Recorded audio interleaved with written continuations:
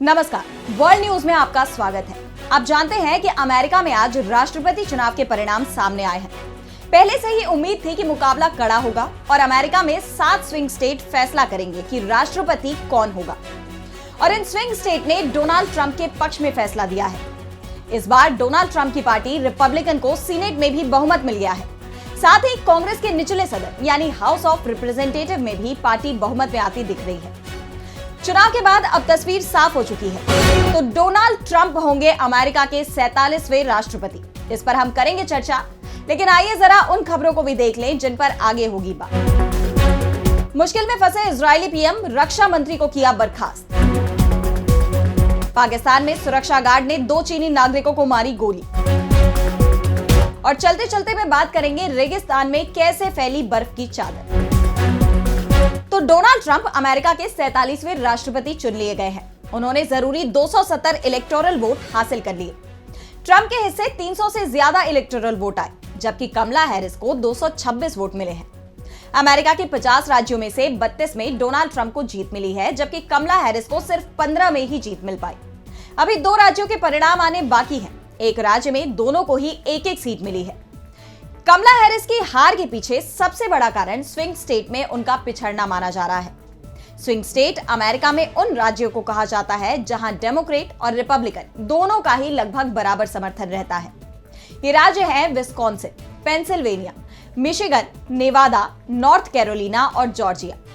और ट्रंप ने इन सभी राज्यों में जीत हासिल की है। 2020 के चुनाव की बात की जाए तो नॉर्थ कैरोलिना को छोड़कर सभी में ट्रंप को हार का सामना करना पड़ा था। राष्ट्रपति चुनाव के साथ ही अमेरिकी संसद के दोनों सदनों, सीनेट और हाउस ऑफ रिप्रेजेंटेटिव के भी चुनाव हुए। इनमें सीनेट यानी ऊपरी सदन में भी ट्रंप की पार्टी रिपब्लिकन ने जीत हासिल कर ली है। उन्हें 93 सीटों में से 51 सीटें मिली।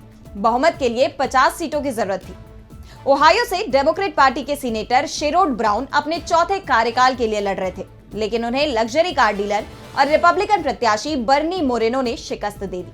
इससे पहले सीनेटर जो मेनशन 3 के रिटायरमेंट से खाली हुई सीट पर वेस्ट वर्जीनिया के गवर्नर जिम जस्टिस ने कब्जा जमाया। इसी के साथ रिपब्लिकन पार्टी ने सीनेट में बहुमत हासिल कर लिया। हाउस ऑफ रिप्रेजेंटेटिव में भी रिपब्लिकन लीड कर रही है। कांग्रेस के निचले सदन यानी हाउस ऑफ रिप्रेजेंटेटिव में डेमोक्रेट्स को 173, वहीं रिपब्लिकन को 192 सीटें मिली है। इसमें 435 सदस्य होते हैं। इनका कार्यकाल 2 साल के लिए होता है। अमेरिका के 50 राज्यों में से अब 27 में रिपब्लिकन और 23 में डेमोक्रेट्स गवर्नर होंगे। चुनाव में मिली जीत के बाद ट्रंप ने कहा कि हम अपने देश को ठीक करने, अपनी सीमाओं को सुरक्षित करने के लिए काम करेंगे। हमने आज इतिहास रच दिया है। हमने सबसे अविश्वसनीय राजनीतिक जीत हासिल की है। मैं अमेरिकी लोगों को धन्यवाद देना चाहता हूँ। मैं अपनी हर सांस के साथ आपके और आपके परिवार के लिए लड़ूंगा। मैं एक बार फिर से अमेरिका को महान बनाऊंगा। अगले 4 साल अमेरिका के लिए अहम है। भगवान ने मेरी जान इसी दिन के लिए बचाई थी। अलास्का, नेवादा और एरिजोना में जीत हासिल करना मेरे लिए बड़ी बात है। यह अविश्वसनीय है। ट्रंप की जीत और कमला हैरिस की हार के पीछे कई कारण सामने आ रहे हैं। सबसे पहला तो जो बाइडेन की अलोकप्रियता कमला हैरिस पर भारी पड़ गई। इसके अलावा 2024 के चुनाव में शुरुआत में डेमोक्रेट्स की तरफ से जो बाइडेन को उम्मीदवार बनाया गया था, लेकिन चुनाव प्रचार के कुछ ही दिनों बाद पार्टी में उनके विरुद्ध आवाजें उठी और उन्होंने उपराष्ट्रपति कमला हैरिस को अपनी जगह मैदान में उतारने का ऐलान किया। पार्टी ने कमला हैरिस के नाम का अनुमोदन किया और वो डेमोक्रेटिक पार्टी की ओर से उम्मीदवार बना दी गई। दूसरी तरफ रिपब्लिकन पार्टी की ओर से डोनाल्ड ट्रंप, जो 2016 का चुनाव जीतकर राष्ट्रपति बने थे, एक बार फिर मैदान में उतरे। उनके नाम पर पहले ही मुहर लगा दी गई थी। कमला के पास प्रचार के लिए ज्यादा समय भी नहीं था। हालांकि उन्होंने अपना प्रचार अभियान बेहद आक्रामक अंदाज में चलाया, लेकिन वो जीत हासिल नहीं कर पाए। अब बढ़ते हैं अगली खबर की ओर, जिसमें हम बात करेंगे मिडिल ईस्ट की। गजा और लेबनान के बाद ईरान को लड़ाई में खींचना इजरायल को बहुत भारी पड़ता दिख रहा है। इजरायल के प्रधानमंत्री बेंजामिन नेतन्याहू की नींद उड़ी हुई है। अपने ही घर में वो बुरी तरह से घिरे हुए हैं। इजरायली डरे हुए दिखाई दे रहे हैं। ये डर ईरान की तरफ से दिख रहा है। ईरान के सर्वोच्च नेता खामेनेई ने ऐलान कर दिया है कि वो इजरायल पर निर्णायक हमले की तैयारी में है। इस बीच इजरायल सरकार में भी मतभेद खुलकर दिखाई देने लगे हैं और इन मतभेदों के चलते इजरायल के प्रधानमंत्री बेंजामिन नेतन्याहू ने रक्षा मंत्री योव गैलेंट को बर्खास्त कर दिया है। नेतन्याहू ने गैलेंट की बर्खास्तगी पर सफाई देते हुए कहा कि उनके साथ धीरे धीरे विश्वास का संकट उत्पन्न हो गया था। और इस कारण हमास और हिजबुल्लाह के खिलाफ युद्ध प्रबंधन में दिक्कतें आ रही थी। नेतन्याहू के कार्यालय की तरफ से जारी एक बयान में कहा गया है कि युद्ध के बीच में प्रधानमंत्री और रक्षा मंत्री के बीच पूर्ण विश्वास की जरूरत पहले से कहीं अधिक है। गजा और लेबनान में इजरायली सैन्य अभियान के शुरुआती दिनों में दोनों के बीच ये विश्वास था और बहुत ही अच्छा काम हुआ, लेकिन पिछले कुछ महीनों में वो विश्वास खत्म हो गया है। दोनों के बीच विश्वास का संकट पैदा हो गया है। अब विदेश मंत्री कार्ड्स को नया रक्षा मंत्री नियुक्त किया गया है, जिन्होंने अपनी क्षमताओं और राष्ट्रीय सुरक्षा में अपने योगदान को पहले ही साबित किया हुआ है। वहीं गिदोन साआर को नया विदेश मंत्री बनाया गया है। पीएम नेतन्याहू ने कहा कि उन्होंने अपने और गैलेंट के बीच मतभेदों को दूर करने का भरसक प्रयास किया, लेकिन ये कम होने की बजाय बढ़ता ही गया। हम दोनों के बीच के मतभेद और असहमति असामान्य तरीके से सार्वजनिक हो गई। इससे भी बदतर हमारे दुश्मनों को इसकी जानकारी लग गई, जिन्होंने इसका पर्याप्त फायदा उठाया। इसलिए मैंने रक्षा मंत्री को बर्खास्त करने का निर्णय लिया और उनके स्थान पर इजराइल कार्ड्स को नियुक्त किया है। प्रधानमंत्री बेंजामिन नेतन्याहू ने अपने रक्षा मंत्री योव गैलेंट को ऐसे समय में बर्खास्त किया है जब इजराइल एक साथ कई मोर्चों पर युद्ध लड़ रहा है और मुश्किल में फंसता जा रहा है। गजा और लेबनान में वो सीधे युद्ध में है, जबकि ईरान के साथ ही टकराव काफी बढ़ गया है और कभी भी ये बड़े युद्ध का रूप ले सकता है।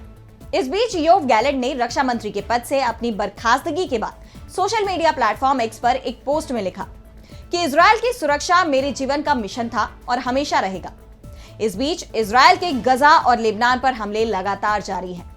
मीडिया रिपोर्ट में दावा किया जा रहा है कि इजरायली सेना ने दूसरे दिन भी उत्तरी गजा में कमाल अदवान अस्पताल पर हमला किया, जिसमें अस्पताल की नर्सरी में नवजात शिशुओं सहित चिकित्सा कर्मचारी और मरीज घायल हो गए। इजराइल के तीव्र हमलों ने दक्षिणी गजा में 37 शहरों को नष्ट कर दिया है। यहां भी कई लोगों की जान जा चुकी है। इजराइल के हमले में पिछले 24 घंटे में कम से कम 54 लोगों की जान चली गई। 7 अक्टूबर 2023 से गजा पर शुरू हुए इजरायली हमले में अब तक 43,500 से ज्यादा इजरायली नागरिकों की जान जा चुकी है। इसके साथ ही पूरा गजा शहर खंडहर बना दिया गया है, जिसके मलबे में कई लोगों के दबे होने की आशंका जताई जा रही है। अब अगली खबर में बात पाकिस्तान की। पाकिस्तान में चीन अपने नागरिकों की सुरक्षा को लेकर पहले से ही सख्त रुख अपनाता रहा है। दरअसल पाकिस्तान में बालूच विद्रोहियों के निशाने पर चीनी नागरिक हैं। चीनी नागरिक वहां बड़ी संख्या में है, लेकिन पिछले कुछ समय से चीनी नागरिकों पर हमले की संख्या बढ़ गई है और अब पाकिस्तान के बड़े शहर कराची में 2 चीनी नागरिकों पर हमला हुआ है। एक स्थानीय सुरक्षा गार्ड ने 2 चीनी नागरिकों पर गोली चला दी। गोली लगने की वजह से दोनों चीनी नागरिक घायल हो गए। पुलिस ने इस बारे में जानकारी दी है। ये घटना सिंध प्रांत में कराची के इंडस्ट्रियल ट्रेडिंग एस्टेट क्षेत्र के पास एक पुलिस थाने में हुई। पुलिस उप महानिरीक्षक अजहर माहिसर ने कहा कि घटना की जांच जारी है। घायल चीनी नागरिकों का कराची के लियाकत नेशनल हॉस्पिटल में इलाज कराया जा रहा है, जहां एक की हालत गंभीर बनी हुई है। हाल ही में पाकिस्तान के खैबर पख्तूनख्वा में एक हाइड्रो पावर प्रोजेक्ट पर हुए आत्मघाती हमले के 2 दिन में ही चीनी कंपनी ने इस इलाके में अपना काम बंद कर दिया था। इस आतंकी हमले में 5 चीनी नागरिकों की मौत हो गई थी। कंपनी बंद होने के बाद वहां काम कर रहे करीब 2000 से ज्यादा लोगों को काम से निकाल दिया गया था। चीनी नागरिकों पर पहला ऐसा बड़ा हमला 14 जुलाई 2021 को कोहिस्तान में दासू बांध से कुछ किलोमीटर दूर हुआ था, जिसमें 9 चीनी इंजीनियर और 4 पाकिस्तानी कर्मचारी मारे गए थे। इस हमले में 23 से अधिक लोग घायल हुए थे। फिलहाल खबर है कि चीन ने इस मामले में पाकिस्तान सरकार से पूरी रिपोर्ट मांगी है। और अब चलते चलते में बात करेंगे रेगिस्तान में कैसे फैली बर्फ की चादर। आमतौर पर सऊदी अरब अपने गर्म मौसम और विशाल रेगिस्तानों के लिए जाना जाता है, लेकिन पिछले कुछ दिनों से यहाँ मौसम में हैरत अंगेज बदलाव देखने को मिला। पिछले दिनों अचानक यहाँ इतना पानी बरसा कि बाढ़ आ गई और अब एक खबर ने सबको हैरान कर दिया है। सऊदी अरब के एक रेगिस्तान में इतनी बर्फ गिरी कि वो सफेद चादर की तरह नजर आने लगी है। सऊदी प्रेस एजेंसी के अनुसार सऊदी अरब के अल जौफ क्षेत्र में पिछले बुधवार से भारी बारिश और ओलों के साथ बर्फबारी हो रही है। इस बर्फबारी के कारण पहाड़ों पर सफेद बर्फ की चादर बिछ गई है। दावा यह भी किया जा रहा है कि इस तरह की बर्फबारी पहले कभी नहीं देखी गई। इस बर्फबारी और भारी बारिश के कारण पूरे इलाके में ठंड का असर बढ़ गया है। खासकर पहाड़ी क्षेत्रों में बर्फबारी ने मौसम को ठंडा बना दिया है, जिससे वहां रहने वालों को कड़ी ठंड का सामना करना पड़ रहा है। अल जौफ सऊदी अरब का एक प्रमुख प्रांत है जो देश के उत्तर पश्चिमी हिस्से में स्थित है। ये क्षेत्र अपने रेगिस्तानी इलाकों, पहाड़ों और ऐतिहासिक धरोहरों के लिए प्रसिद्ध है। अल्जौफ की राजधानी सकाका है और यह सऊदी अरब के अन्य प्रमुख शहरों से अच्छी तरह से जुड़ा हुआ है। इस क्षेत्र का मौसम आमतौर पर गर्म और सूखा रहता है, लेकिन अब यही बर्फबारी और भारी बारिश जैसी घटनाओं के कारण मौसम में बदलाव देखे जा रहे हैं। तो आज इस वर्ल्ड बुलेटिन में इतना ही। अब मुझे दीजिए इजाजत और आप बने रहिए डीबी लाइव के साथ। नमस्कार।